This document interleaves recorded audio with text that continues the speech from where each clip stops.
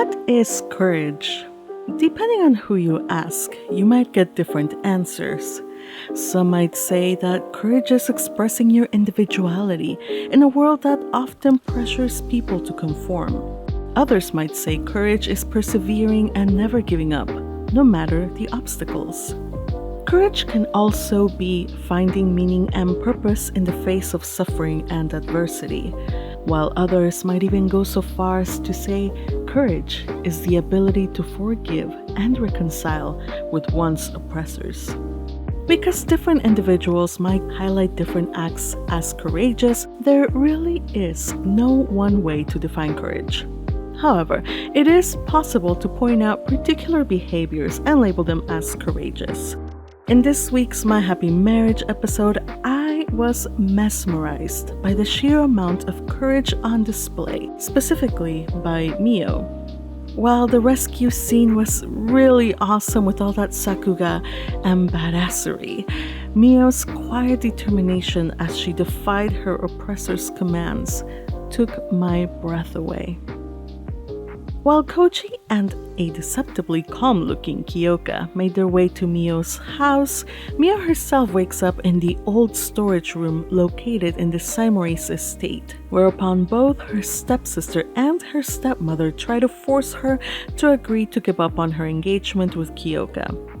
Kaya tries to intimidate her using sharp objects, threatening to not just ruin her pretty clothes, but also threatening to slice her throat, while the stepmother beats Miyo across the face repeatedly, even going so far as kicking her.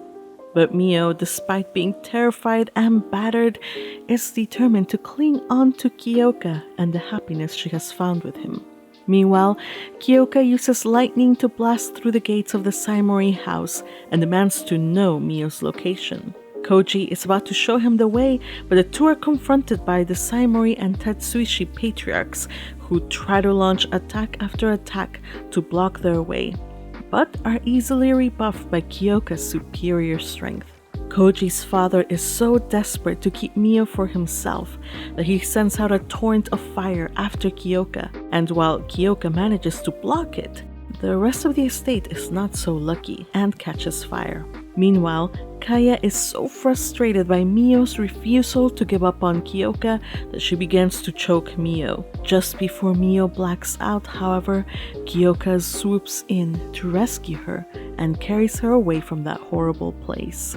Stepmother realizes her house is burning and yells in despair, while Kaya is harshly rebuffed when she presents herself as Miyo's replacement. Kiyoka says that he'd never, ever take her as his wife before tenderly carrying Miyo home and away from the burning ruins of her old family home. As a very wise Anglo-Irish novelist once wrote, "He who fights and runs away may live to fight another day." Wise words indeed. Perhaps Koji and Miyo's fathers might have benefited from this profound truth, or maybe they were just too stupid and underestimated not just Kiyoka's magical prowess, but the extent of his love for Miyo. Let's remember that these two fools think of Miyo as a good to be used and bartered for their own gain. In any case, had I seen my front gate be blown to smithereens, I would have turned and run for the hills. But not this detestable lot. And speaking of detestable, I don't know about you, but I was ready for a bloody carnival when I saw how Kaya and her mother abused our poor Miyo. I was especially angry at the stepmother. I loathed how she beat Miyo and called her these horrible names, including, get this, ungrateful. Yeah, the woman is delusional. Are you kidding me, woman? Not only that, but she stands by as Kaya terrorizes and threatens to cut Miyo's neck with those large shears. Lady, there's nothing fun about pretending you're going to kill a half-sister. Your daughter is deranged and dangerous, and you should be very, very concerned at this behavior, not enabling it. All of these horrible people really need to be taught a lesson or two. So I'm just glad that Kiyoka came by and showed him a thing or two. There was a scene where I literally yelled at the screen as I watched Kiyoka bring down lightning from the sky upon Tatsuishi. I laughed hysterically and said, yes, I did say this, kill them, burn them to a crisp like cockroaches. The feeling holds true not just for Minoru Tatsuishi, but also for the rest of these pathetic worms. And now they get what they deserve. Death? No, unfortunately not. But sometimes living with the consequences of your actions is a far worse punishment. But we will talk about that in the next episode when the story revisits this. For now, let's talk once more about things that took my breath away. And let me tell you, there were many. The scene where Kiyoka strode into the Saimori house and rebuffed all the attacks that came his way, so good. The voice acting, sublime. Kiyoka's angry voice both in dub and sub gave me the chills. You know he's pissed. You can feel it. Also, I hate to say it, but even though the fire tornado thing was a stupid move on Tatsuishi's part, I must say that was a really cool part. But what was the most breathtaking scene of all revolved around Miyo, who has to face her foes all by herself. And while they abuse her and hurl insults at her, she does not break. And that, you guys, was the highlight of this episode.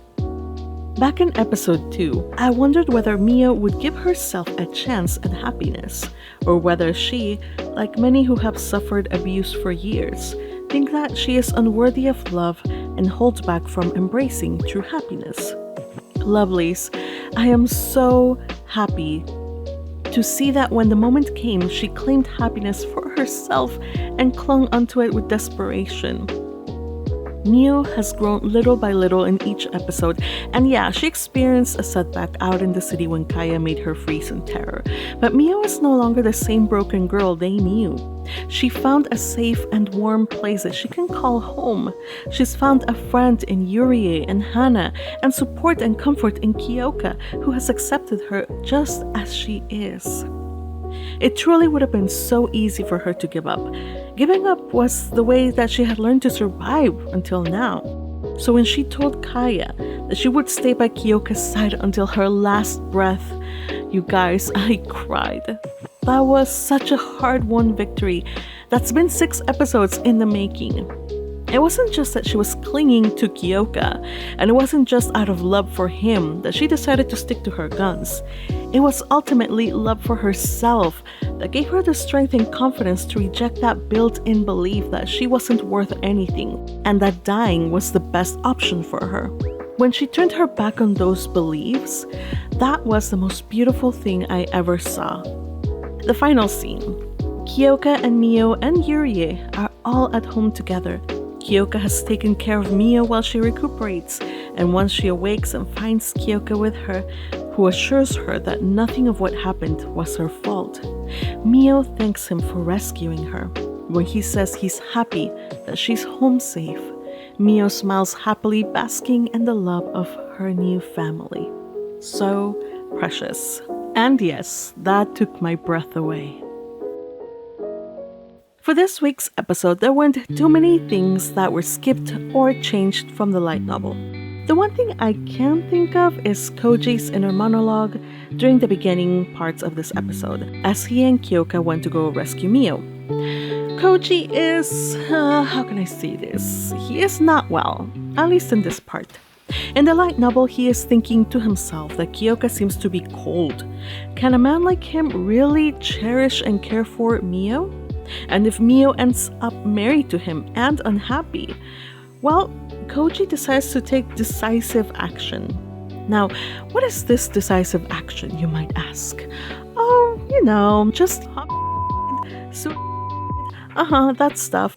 Yeah, he figured Miyo would find peace at last in death, and that he would bring her that kind of peace before unaliving himself.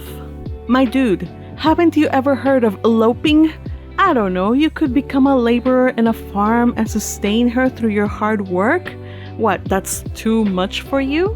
It's humble work, but honest work, and somebody has to do it. Why not you? You know what? Just keep your hands off of Miyo. Ultimately, I am glad the anime skipped this part. Also, in the anime, they spent some time banging on the front door. In the light novel, nah, Kiyoka straight up destroys that gate without even bothering to knock. There is also a most satisfying part where Minoru Tatsuishi, realizing his power is nothing compared to Kiyoka's, tries to punch him, only for Kiyoka to seize him and throw him into the air, while Miyo's father just crumples to the ground. Curiously enough, the manga adds a quick back and forth between Kiyoka and Miyo's father that is not in the light novel and also not in the anime, as Kiyoka asks him if he ever had any love for his daughter. Miyo's father confirms that no, he doesn't, and says that he sees her as just a pest, which further enrages Kudo and makes him say that he won't hold back now. Also, in the light novel, it was the stepmother that choked Miyo in the end. And, curiously enough, when they felt the thunder and saw the lightning, the woman asked Miyo if that had been her, which I find really interesting. Does the woman know or suspect anything about Miyo having any powers? If so, shouldn't she be afraid that Miyo might do something to her in retaliation? Finally, there's the scene with the dream. In the light novel, Miyo's mother doesn't speak, she just smiles and seems to beckon Miyo to her side. But while Miyo takes a step or two in her mother's direction, another voice calls her, and Miyo decides to follow that other voice instead, telling her mother, "I'll see you again, mother." Making sure that we know that Miyo is turning her back on thinking that it would be best if she could just die and join her mother. Miyo is choosing life, with all its pain, with all its challenges, but also with all its joys. And she's found someone to live that life with. What a wonderful, terrifying, and courageous thing it is to love. Eleanor Roosevelt put it this way: it takes courage to love, but pain through love is the purifying fire which those who live generously know. We all know people who are so much afraid of pain that they shut themselves up like clams in a shell and giving out nothing, receive nothing, and therefore shrink until life is a mere living death. Courage comes in all shapes and sizes, from the man barging in to rescue his beloved, to the young man who for the first time chooses to stand up and defy his father for the sake of justice, to the one who finally breaks free, rejects the lies of others, and speaks their own truth.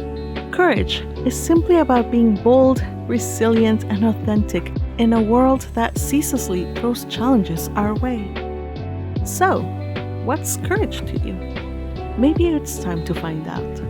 Until next time, stay brave.